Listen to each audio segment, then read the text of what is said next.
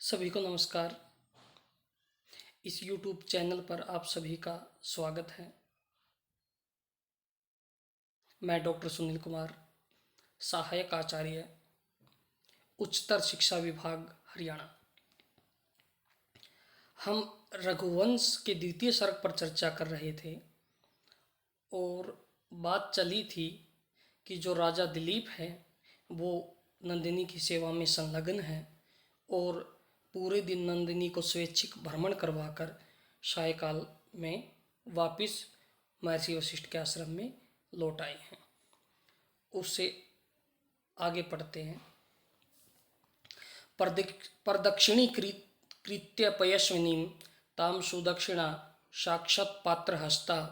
प्रणम्य चानर्च विशालमस्य श्रृंगांत्रम द्वारम इव अर्थ सिद्धे। कि साक्षात साक्षत पात्र हस्ता, अक्षत बोलते चावल को, कि साक्षत चावल से युक्त पात्र हस्ता, हाथ में जिसने चावल से युक्त पात्र लिया गया। जैसा कि हम सभी जानते हैं कि हमारी भारतीय परंपरा में चावल को बहुत अधिक पवित्र माना गया है और यदि हमें किसी का सम्मान करना हो, पूजन करना हो, तो हम उसका चावल का प्रयोग करते हैं। तो रानी सुदक्षिणा ने हाथ में एक ऐसा पात्र पकड़ रखा है जिसमें चावल आदि पूजा सामग्री रखी हुई है। ऐसी सुदक्षिणा ने ताम उस पयस्विनी दूध देने वाली जो गाय है नंदिनी है उसकी प्रदक्षिणी कृत्य, प्रदक्षिणा करके, प्रणम्य च और प्रणाम करके, विशाल विशालम विशाल श्रृंगांत्रम, श्रृंग बोलते सिंह को, सिंगों का जो दोनों सिंगों का जो मध्य भाग है उसको अर्थ सिद्धि के द्वारम एवं द्वार के समान मन्यमाना मानते हुए अनर्च उसने पूजा।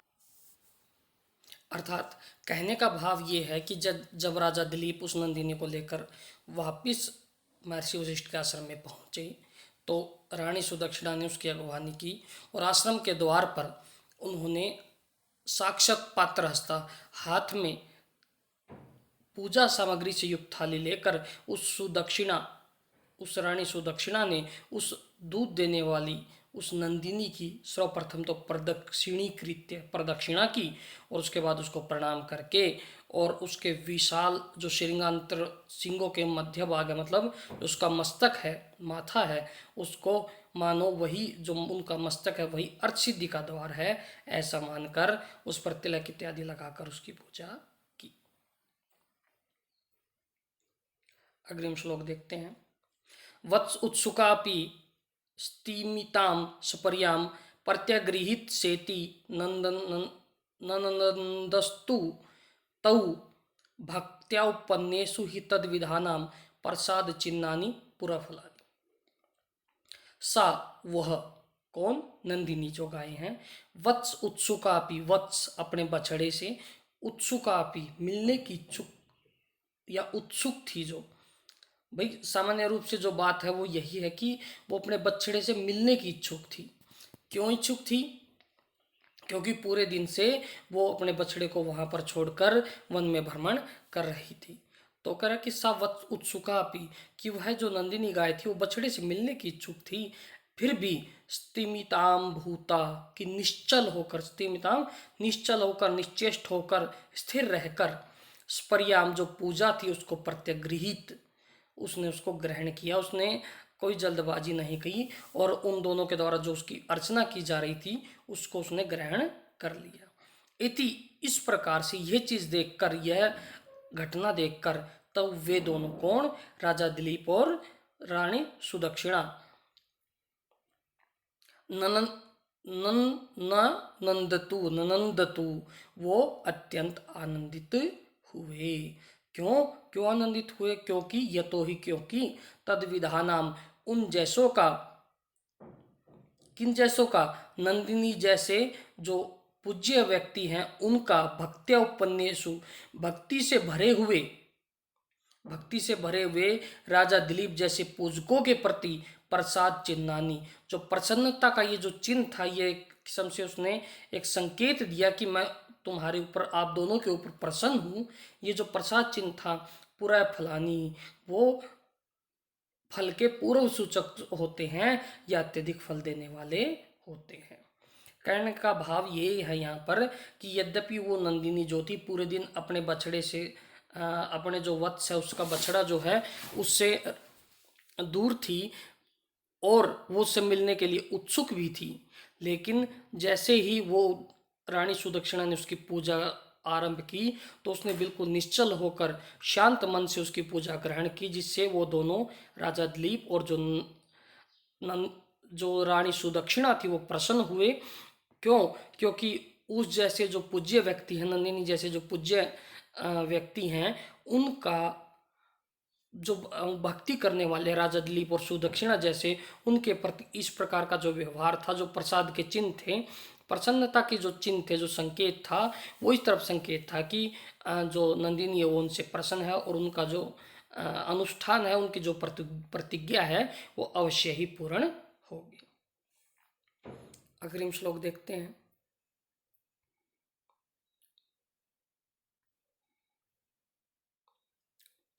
गुरो सदारस्य निष्पीड्य पादौ समाप्य सांध्यम च विधिम दिलीपः दोहावसाने पुनरेव दोग्ध्रीं भेजे भुजोच्छिन्न रिपु निष्णाम। भुजोच्छिन्न, भुजो अपनी भुजाओं से, छिन्न जो छिन्न भिन्न कर देते हैं, अपनी भुजाओं से जो छिन्न भिन्न कर देते हैं रिपु शत्रुओं को, अपनी भुजाओं से जो शत्रुओं को छिन्न भिन्न कर देते हैं, ऐसे राजा जो दिलीप हैं उन्होंने सदारस्य अपनी पत्नी के साथ, दार मतलब पत्नी के साथ, गुरु हो जो गुरु है कौन, महर्षि वशिष्ठ और उनकी पत्नी अरुंधति जी जो हैं, उनके पादव उनके पैरों को निपीड्य, उनके पैरों को निपीड्य दबाकर उनकी सेवा करके संध्यम विधिम च समाप्य, और संध्याकालीन विधि को समाप्त करके दोहा अवसाने निष्णाम, दोहा अवसाने कि दोह दूहने से अवसान, जिसको दूह लिया गया है, जिसका दूध निकाल लिया गया है, दोहन कर लिया गया है, ऐसे निष्णाम जो एकांत में थी, ऐसी दोग्धृम दूध देने वाली उस नंदिनी गाय की पुनः एव भेजे, दोबारा उन्होंने सेवा की या उनकी सेवा में दोबारा लग गए। उसके बाद कह रहा कि जो अपनी भुजाओं से समस्त शत्रुओं को विनष्ट कर देते थे, ऐसे उस राजा दिलीप ने सदारस्य पत्नी के साथ, किन की पत्नी के साथ, गुरु हो जो गुरु वशिष्ठ थी, जो गुरु उनकी माता थी अरुंधति, उनके साथ पादौ निपीड्य उनके पैरों को दबाकर उनकी सेवा करके संध्यम विधिम च समाप्य, और संध्याकालीन जो पूजा कार्य था उसको समाप्त करके दोहा उसाने जो दोहन के, जिसका दोहन समाप्त कर हो चुका था, जिसको दूह लिया गया था, ऐसी निष्णाम एकांत में बैठी हुई दूध देने वाली उस गाय की पुनः सेवा की। यहाँ पर भाव ये है कि राजा दिलीप ने पहले तो सर्वप्रथम तो अपनी पत्नी के साथ जो गुरु थे और जो गुरु वशिष्ठ थे और उनकी धर्मपत्नी अरुंधति थी, उनकी सेवा की, और उसके साथ साथ संध्या विधि जो संध्या क्रम था उसको समाप्त किया, और उसके बाद वो दोबारा फिर जो जिसका दोहन कर लिया गया था, ऐसी उस नंदिनी गाय की सेवा में लग गए। अग्रिम श्लोक देखते हैं।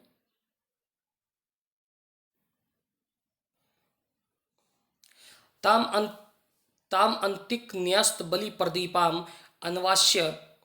गोप्ता गृहिणी सहाय कर्मेण सुप्ताम अनुसंविवेश सुप्तो उत्थिताम प्रातः अनुत्तिष्ठत। कि गोप्ता, जो गोप्ता थे, रक्षक थे, कौन थे रक्षक, राजा दिलीप। गृहिणी सहाय, उन्होंने अपनी पत्नी के साथ अंतिक पास में न्यस्त रखी हुई बलि जो पूजा सामग्री और प्रदीपाम दीपक से युक्त, ताम उसके अन्वास्य कर्मेण सुप्ताम, अन्वास्य उबासी के कर्म से जो सुप्ताम सो गई, उसके बाद ही अनुसंविवेश, वो दोनों पति पत्नी उस गाय के पास ही सो गए, और प्रातः काल उत्थिताम उठ जाने पर अनुत्तिष्ठत वो उठे। या कहने का भावार्थ ये है कि उसके बाद उन्होंने गाय की सेवा की और पास में पूजा सामग्री के लिए जो थाली थी और दीपक था उसको रखकर वो गाय के सोने के बाद वहाँ सोए, और पुनः वहीं पर सुबह उस गाय के उठने के बाद वो सुप्त अवस्था से जागृत हुए। गोप्ता जो रक्षक है, गृहिणी साहे वो अपनी पत्नी के साथ, कौन, राजा दिलीप अपनी पत्नी के साथ अंतिक न्यस्त, अंतिक पास में ही न्यस्त रख रखी है, जिन्होंने बलि प्रदाम बलि पूजा सामग्री और प्रदीपम दीपक, पास में ही दीपक और जो पूजा सामग्री से भरी से युक्त जो थाल है उसको रखकर, ताम अनवास्य कर्मेण उसके उबासी के कर्म के साथ सुप्ताम सोई हुई उस नंदिनी गाय के साथ ही अनुसंविवेश वहीं पर सो गए, और प्रातःकाल सुप्तोत्थिताम सोए हुए उठ जाने के बाद ही अनुदिष्ठत वो उठे। मतलब वो उसकी सेवा में इतने संलग्न हो गई कि उन्होंने अपने लिए शयन की अलग से व्यवस्था नहीं की, बल्कि जहाँ गाय का निवास स्थान था वही पत्नी के साथ उस गाय के सोने के बाद वहीं सोए, और उसके उठने के बाद ही वो उस वहाँ पर उठे।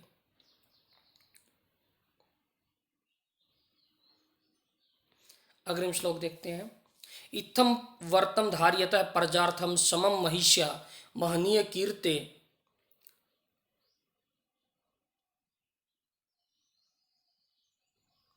सप्तव्यतियु त्रिगुणानि तस्य दिनानि दीनोद्धरणोचितस्य, कि प्रजार्थम प्रजा के लिए, महिष्या समम महिषी के साथ, महिषी कौन, रानी सुदक्षिणा के साथ, कि प्रजार्थम, और प्रजा का मतलब अपनी संतति की प्राप्ति के लिए, यहाँ पर दोनों ओर जाएंगे, कि प्रजा को नया राजा देने के लिए या अपनी संतति की प्राप्ति करने के लिए, संतान की प्राप्ति करने के लिए। महिष्य समम रानी के साथ, महारानी के साथ, इत्थम इस प्रकार से वर्तम धार्यतः व्रत को धारण करते हुए उस नंदिनी गाय की सेवा करते हुए, महनीय कीर्ते है जो अत्यंत अधिक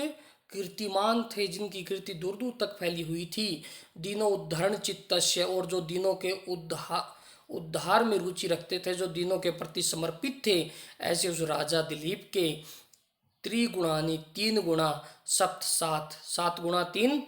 मतलब 21 दिनानी जो दिन है वे त्यू बीत गए। अर्थात कहने का भाव ये है कि प्रजा के लिए महारानी के साथ इस प्रकार उस गाय की सेवा में का जो उन्होंने व्रत धारण किया था, उस व्रत को धारण करते हुए अत्यधिक कीर्तिमान और दिनों के उद्धार में हमेशा लगे रहने वाले उस राजा दिलीप के 3 गुणा 7 यानी 21 दिन बीत गए, 21 दिन हो गए उनको गाय की सेवा करते हुए। अग्रिम श्लोक देखते हैं।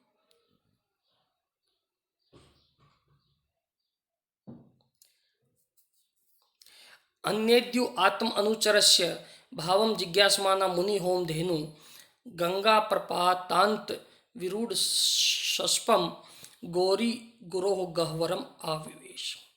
कि अन्येद्यु इसके बाद, मतलब जब 21 दिन बीत गए उसके अगले दिन, मुनि होम धेनु, कि मुनि की जो होम की धेनु थी, मुनि कौन, महर्षि वशिष्ठ के होम यज्ञ की धेनु जो गाय थी कौन, नंदिनी,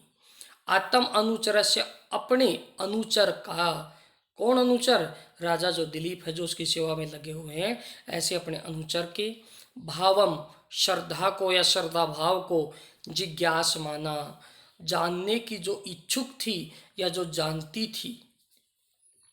जानते हुए या जानने की इच्छुक, गंगा प्रपात, गंगा के प्रपात मतलब गंगा के प्रवाह के, प्रपातांत गंगा के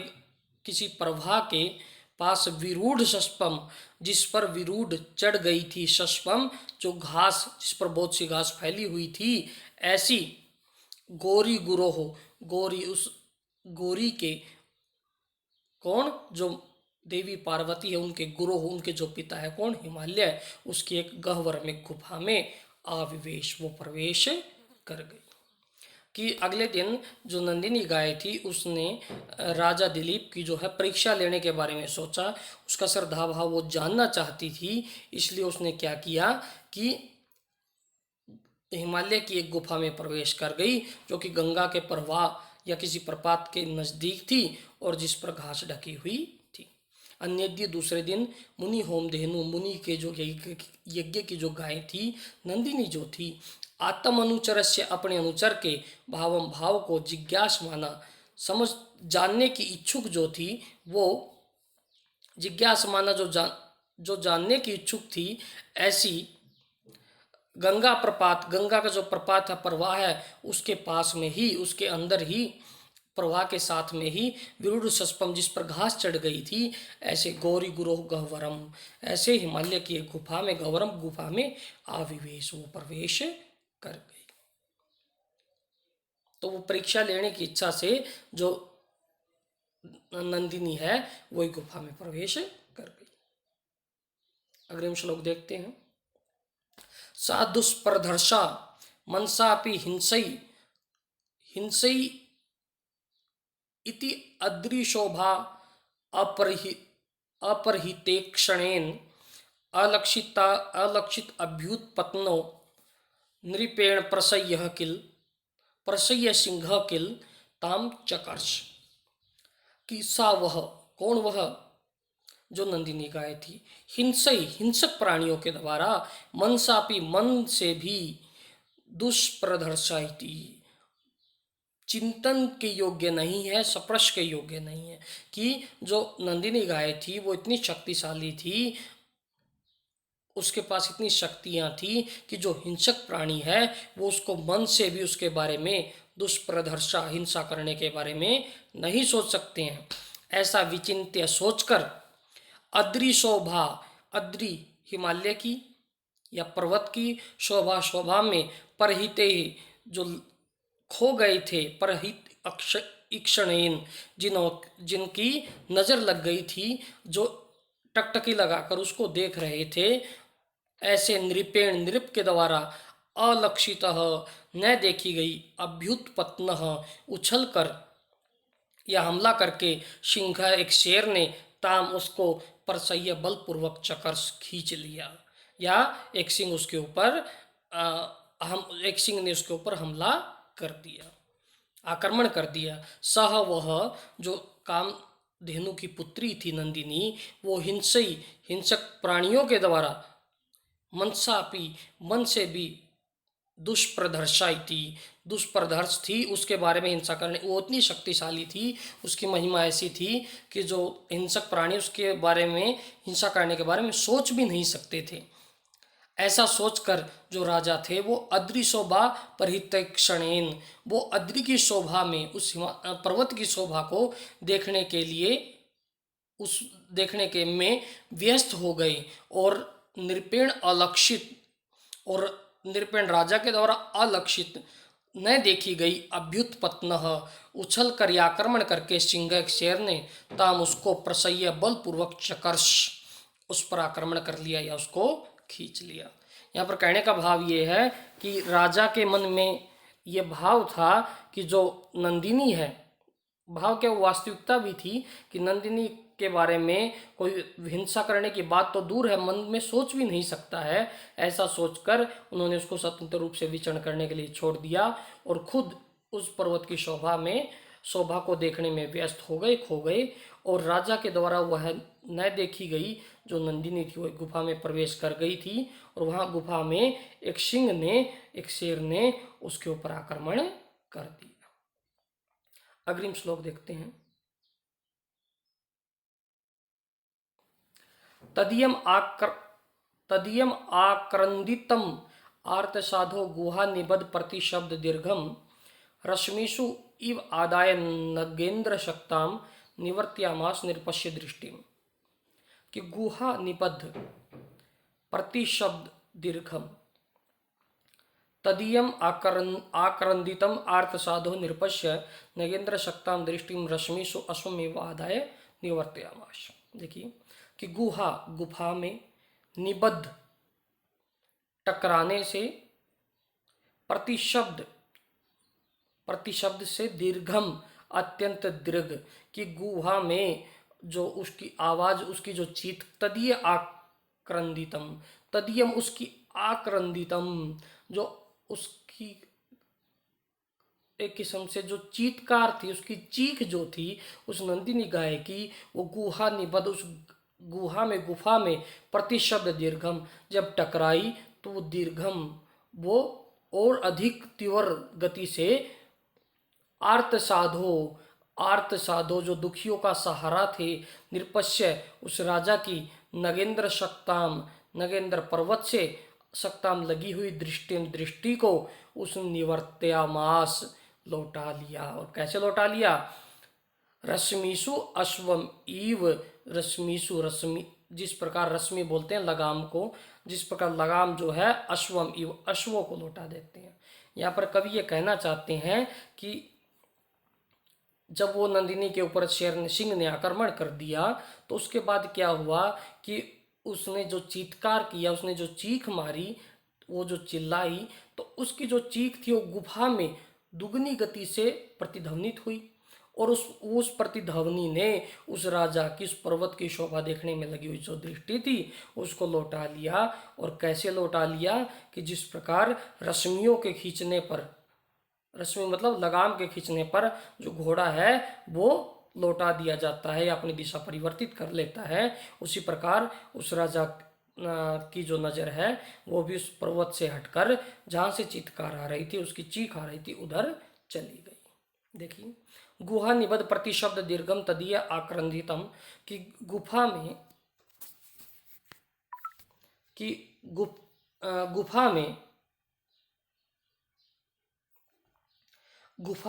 गुफा के अंदर आक्रांदितम, उसकी जो आक्रंदन था, उसका चीत्कार जो थी, चीख जो थी उसकी, वो गुफा में प्रतिध्वनित होकर जब दोगुने वेग से बाहर पहुंची तो उसने आर्त साधु, जो कि दुखियों के सहारा थे, ऐसे उस राजा दिलीप की उस पर्वत से लगी हुई दृष्टि को वैसे ही लौटा लिया जिस प्रकार रश्मियों को खींचने पर, जिस प्रकार लगाम के खींचने पर अश्व जो है वो लौट जाते हैं या अपनी दिशा परिवर्तित कर लेते हैं। अग्रिम श्लोक देखते हैं। स पाटलायाम गवि तस्थिवांशम धनुर्धरः केसरिणम ददर्श